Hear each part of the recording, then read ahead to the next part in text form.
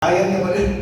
Pero, it's my privilege na nung ipilit ko na ako'y ako lang evangelizer sa pagpinilian ng mga sa SD, spiritual director ko. Ako na evangelizer kaya ganahan ko, hindi ito magkailan dito na ako Peru, dito na ako mission. Ang ako maganahan ko mamakatpon ko ninyo. No, okay. Pag-unsa pa na, lain ang kulong reality. Dahil ato rin ay po dito po sa mission sa South America. Ang mga kailangan ko magkakon. Ang taas kayo ko lamin, ibig mo dako kayo katawan sa kapilya ay ang ginagawa na yun, gusto nyo maliway umpa na yung katawan.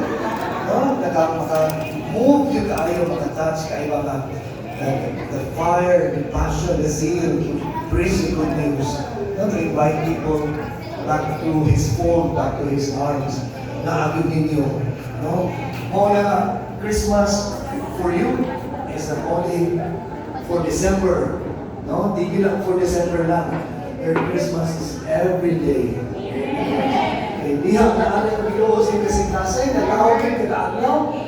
Okay? So, lastly, finally, ang message na nung naglawas sa Gaudete Sunday na allow God to surprise you. Okay? Ayaw ninyong ilimit ang kahong sa Ginoo by your needs and by your expectations. Gamay na kayo ng atong needs and expectations. Gamay na kayo na tanawa ninyo what goes beyond our needs and expectations because He is God and He owns everything. Amen. Amen. Amen.